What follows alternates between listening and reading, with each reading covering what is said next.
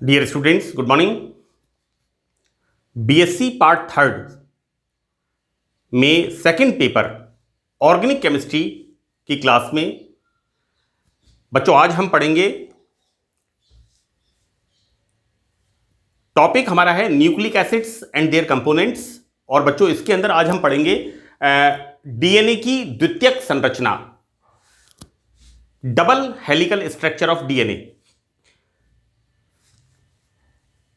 वैसे तो बच्चों ये हम 10th क्लास में राइबोस न्यूक्लिक एसिड, इसकी सिंगल हेलिकल स्ट्रक्चर होती है, और deoxy ribose nucleic acid DNA, इसकी डबल हेलिकल स्ट्रक्चर होती है। तो बच्चों इसको हम 10th क्लास से पढ़ते हुए आते हैं कि डीएनए का स्ट्रक्चर वॉटसन एंड क्रिक नाम के दो साइंटिस्ट ने दिया था।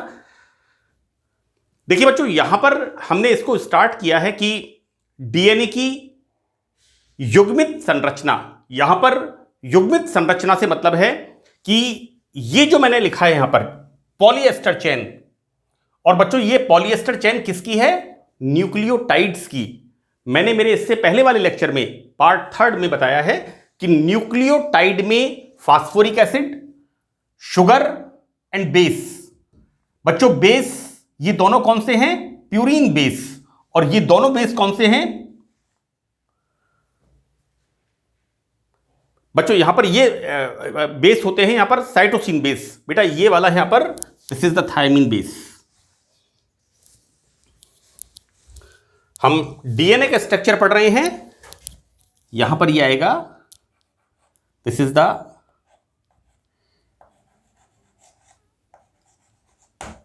The thymine base. ये मैंने गलती कर दी थी, इसको मैं करेक्ट कर रहा हूं। तो बच्चों देखिए यहां पर डीएनए की डबल हेलिकल स्ट्रक्चर में ये देखिए यहां पर इस तरह से ये दो रिबन लाइक स्ट्रक्चर्स, और ये रिबन लाइक स्ट्रक्चर्स क्या हैं? न्यूक्लियोटाइड की पॉलीएस्टर चेन, राइट। ये पॉलीएस्टर चेन क्या होता है? न्यूक्लियोटाइड्स फास्फोरिक एसिड के सहयोग से आपस में जुड़ी हुई होती हैं। बच्चों मैंने पार्ट थर्ड में बताया है कि 1 2 3 4 5 पेंटोज शुगर में C3 एंड C5 से ये फास्फोरिक एसिड इस तरह से यहां पर जुड़े हुए होते हैं। देखिए मैंने फर्स्ट पॉइंट बच्चों यहां बताया है कि एक्सरे डिफ्रैक्शन स्टडीज, एक्सरे अध्ययन से पता लगता है कि डीएनए की संरचना डबल हेलिकल होती है। इस तरह से डबल हेलिकल स्ट्रक्चर डीएनए का होता है। यहां पर बच्चों देखिए इस डबल हेलिकल स्ट्रक्चर में दो न्यूक्लियोटाइड श्रृंखलाएं हाइड्रोजन बॉन्ड की सहायता से संयुक्त होती हैं। देखो बेटा यहां पर ये एक चेन है जिसके अंदर हम देखते हैं न्यूक्लियोटाइड में 3 component, phosphoric acid, sugar and heterocyclic base. वो प्यूरीन भी हो सकता है और वो पाइरिमिडीन भी हो सकता है, राइट। तो ये न्यूक्लियोटाइड चेन्स हाइड्रोजन बॉन्ड की सहायता से, देखो बेटा यहां क्या हो रहा है, मैंने आपको बताया है कि ये वाला बेस है प्यूरीन और ये वाला बेस बच्चों है pyrimidine. This is the pyrimidine, right. एक बात अक्सर बच्चे गलती करते हैं कि purine base and pyrimidine base. देखो बेटा purine base adenine and guanine AG, और pyrimidine base C and T। और देखो बेटा यहां पर हाइड्रोजन बॉन्ड जो बनते हैं वो बनते हैं एडेनिन के थाइमिन के साथ, या फिर थाइमिन के एडेनिन के साथ, और साइटोसिन के ग्वानिन के साथ, और ग्वानिन के साइटोसिन के साथ। तो बेटा मैंने इसको इस तरह से बता रखा है, इसका आप ध्यान रखें कि दो पॉलीएस्टर चेन जब आपस में संयुक्त होती हैं तो यहां पर प्यूरीन बेस एडेनिन थाइमिन के साथ जो कि पाइरिमिडीन बेस है, और पाइरिमिडीन बेस साइटोसिन ग्वानिन के साथ हाइड्रोजन बॉन्ड बनाता है। बच्चों, इसका याद करने का तरीका मैंने बड़ा सिंपल बना रखा है। AG ये होते हैं प्यूरिन बेस और CT ये होते हैं पायरिमिडीन बेस, और यहां किससे किसके साथ बॉन्ड बनता है? इनके बीच में। इसी तरह से इनके बीच में। बहुत सिंपल है, इसको आप क्रॉस कर लें। परीक्षा की कॉपी में ये आप मत लिख के आइएगा, ये आपके सिर्फ याद करने के लिए है कि एडेनिन बेस थाइमिन के साथ जुड़ता है, थाइमिन बेस एडेनिन के साथ जुड़ता है, इसी प्रकार साइटोसिन बेस ग्वानिन के साथ जुड़ता है और ग्वानिन बेस साइटोसिन के साथ जुड़ता है। क्लियर? सेकंड पॉइंट बहुत सिंपल है कि हाइड्रोजन बॉन्ड, जैसा मैंने बताया, A-T के साथ और C-G के साथ, राइट? तो हाइड्रोजन बॉन्ड A-T के साथ एडेनिन थाइमिन के साथ इनके बीच में बंध बनता है, और C साइटोसिन तथा ग्वानिन के बीच बनते हैं। यानी यहां पर ये मैंने बताया है। और बच्चों देखिए, चूंकि एडेनिन थाइमिन के साथ हाइड्रोजन बॉन्ड बना रहा है और साइटोसिन ग्वानिन के साथ हाइड्रोजन बॉन्ड बना रहा है, इसलिए हम क्या कह सकते हैं कि एडेनिन की मात्रा थाइमिन के बराबर है। ऑब्वियसली जितने एडेनिन होंगे उतने ही थाइमिन होंगे, और साइटोसिन की मात्रा ग्वानिन के बराबर है। क्लियर? यानी ये बिल्कुल क्लियर हो जाता है कि चूंकि जिनके बीच हाइड्रोजन बॉन्ड फॉर्म होते हैं तो यहां पर उतनी ही उनकी बराबर मात्रा होगी। बच्चों यहां पर यह बड़ा इंपॉर्टेंट है कि एडेनिन और थाइमिन, एडेनिन और थाइमिन इनके बीच में जो बॉन्ड बनते हैं, तो बेटा यहां पर तो बनते हैं दो हाइड्रोजन बॉन्ड, राइट? यहां पर ये डबल हेलिकल स्ट्रक्चर, इस डबल हेलिकल स्ट्रक्चर में A और T के बीच में दो हाइड्रोजन बॉन्ड बनते हैं, जबकि ग्वानिन और साइटोसिन के बीच में, see this is the guanine and cytosine, या फिर हम कहते हैं इसे cytosine guanine, one is same thing. तो हम क्या बोल रहे हैं यहां पर कि ग्वानिन और साइटोसिन के बीच में 3 हाइड्रोजन बॉन्ड्स बनते हैं। एक और इंपॉर्टेंट चीज क्या होती है, देखिए कि ये पॉइंट बड़ा इंपॉर्टेंट है। ये पॉइंट, इसमें क्या बात है कि अगर हम सपोज करिए ये इसका फर्स्ट है और ये इसका सेकंड है, राइट? डीएनए का स्ट्रक्चर क्या हो रहा है? दो रिबन्स के जुड़ने से डीएनए का स्ट्रक्चर फॉर्म होता है, और ये रिबन्स क्या है? ये पॉलीएस्टर चेन है, राइट? न्यूक्लियोटाइड्स की polyphosphoric ester chain, this is the right word, right? Nucleotide की पॉलीफॉस्फोरिक एस्टर चेन होती है। अब यहां पर मैं इस पॉइंट पर आ रहा हूं कि अगर हमें इस एक चेन के कोड का, या हम कहें बेसिस के सीक्वेंस का पता लग जाता है, राइट? कि डीएनए की एक श्रृंखला को दूसरी श्रृंखला का पूरक मानते हैं, राइट? कैसे मानते हैं? कि अगर हमें डीएनए की एक श्रृंखला का, एक चेन का, सपोज करिए इसकी बात करते हैं, इसके अंदर हमें पता लग जाता है कि AT, CAG, GAT, तो हमें जो दूसरी पॉलीन्यूक्लियोटाइड एस्टर चेन जुड़ी हुई है उसके सीक्वेंस का भी पता लग जाता है, क्योंकि हमें अच्छी तरह से इस बात का पता है कि T A के साथ जुड़ेगा, A T के साथ जुड़ेगा, साइटोसिन ग्वानिन के साथ जुड़ेगा, साइटोसिन ग्वानिन के साथ जुड़ेगा, एडेनिन थाइमिन के साथ ऐड होगा। तो इस प्रकार अगर एक polyphosphoric nucleotide chain, ester chain के सीक्वेंस का डीएनए में हम ज्ञात कर लेते हैं, पता कर लेते हैं, तो इसके साथ जो हाइड्रोजन बॉन्ड की सहायता से दूसरी पॉलीएस्टर, इसे हम कहेंगे पॉलीफॉस्फोरिक न्यूक्लियोटाइड चेन जो जुड़ी हुई होती है, उनके बेसिस के सीक्वेंस का भी हमें पता लग जाता है, राइट।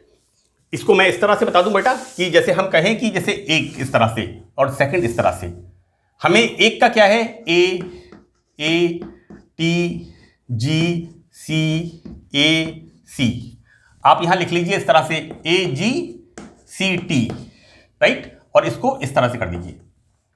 ए टी के साथ जुड़ेगा, एडेनिन थाइमिन के साथ जुड़ेगा और साइटोसिन ग्वानिन के साथ जुड़ेगा। तो बेटा ए यहां T, A T T A G C C G A T C जी।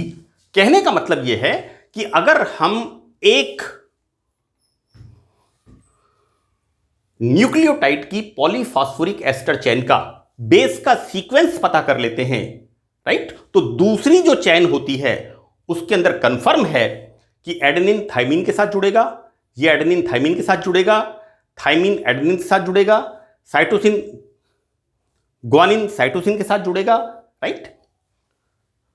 मैं आपको एक बात बता दूं बच्चों की बायोकेमिस्ट्री की जो बुक है हॉल्स की, उसमें मैंने देखा था कि कई बार ए अनकाउंटेबल बार रिपीट हो रहा है, टी कई बार रिपीट हो रहा है, जी कई बार रिपीट हो रहा है, राइट। तो ये किसी भी क्रम के अंदर बेसिस हो सकते हैं, राइट। मैं आपको सिर्फ इतना बताना चाह रहा हूं बच्चों कि यहां पर यदि हम न्यूक्लियोटाइड की पॉलीफॉस्फोरिक एस्टर चेन एक पॉलीफॉस्फोरिक एस्टर चेन के एक बेस के सीक्वेंस का पता कर लेते हैं, तो यहां पर हम डीएनए के दूसरी श्रृंखला के भी बेसिस के सीक्वेंस का कंफर्मेशन कर लेते हैं, क्योंकि यहां पर एक चेन दूसरी चेन का कॉम्प्लीमेंट्री पूरक होती है। बच्चों ये स्ट्रक्चर मैंने रिपीट किया है क्योंकि एग्जामिनेशन के अंदर आपसे सवाल पूछा जाएगा, right A note on DNA, और वो क्वेश्चन आपका होगा 2 मार्क्स का, क्योंकि पंडित दीनदयाल उपाध्याय यूनिवर्सिटी के अंदर 6.5 मार्क्स का पेपर होता है। तो बच्चों देखिए यहां पर इसको आपको बताना जरूरी है। मैंने मेरे फर्स्ट लेक्चर में ये जितने भी बेसिस हैं,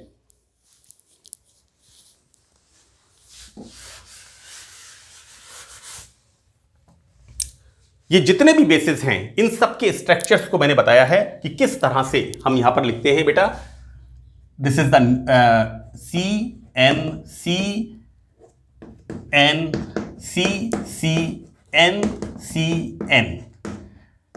ये बच्चों मैंने बताया था आपको न्यूक्लियस प्यूरिन बेस के लिए एडेनिन प्लस ग्वानिन, ये 2 बेस के लिए मैंने न्यूक्लियस बताया था, और यहां पर मैंने लिखा था हाइड्रोजन और उस पर लगाया था डॉटेड लाइन गोला, एक डॉटेड राउंड से इसको मैंने बताया था, यानी ये डॉटेड राउंड से इसके ऊपर जुड़ता है इस जगह पर शुगर के साथ, राइट। इसी तरह से मैंने सीक्वेंस बताया था आपको बच्चों पायरिमिडिन बेस का, और पायरिमिडिन बेस का क्या था, साइटोसिन यूरेसिल थायमीन CUT, और बच्चों इसका मैंने न्यूक्लियस बताया था इस तरह से CNCC। So this is the sequence, ये तीनों के अंदर है, ये ही न्यूक्लियस है, राइट। ये मैं आपको बता चुका हूं मेरे फर्स्ट लेक्चर के अंदर, और यहां पर मैंने इनके शुगर के साथ phosphoric acid 1 2 3 4 5 C3 and C5 पर फास्फोरिक एसिड जुड़ करके पॉलीफॉस्फोरिक एस्टर चेन बनाता है, और यहां पर C1 पर बेस जब जुड़ जाते हैं तो बच्चों इस तरह से हम क्या देखते हैं, न्यूक्लियोटाइड की पॉलीफॉस्फोरिक एस्टर चेन, जो कि डीएनए के स्ट्रक्चर की हम बात करते हैं, उसके इस सिंगल हेलिकल एक रिबन के समान संरचना होती है, उसमें ये ester chain polyphosphoric ester chain nucleotides की होती है। एक बात बच्चों और बतानी है आपको यहां पर, बड़ी इंपॉर्टेंट है। देखिए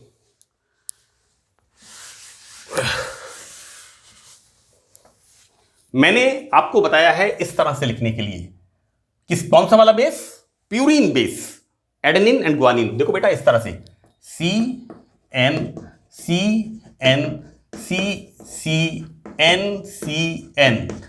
इसको NCC मत कर देना, क्योंकि हमारे कॉलेज में NCC होती है, नेशनल कैडेट कोर, और हमारे जुबान के ऊपर NCC ये शब्द चढ़ा हुआ रहता है। You must remember NCN, right.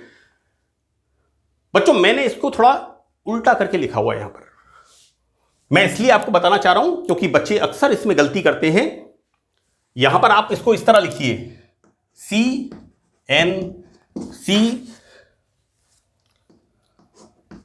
NCN,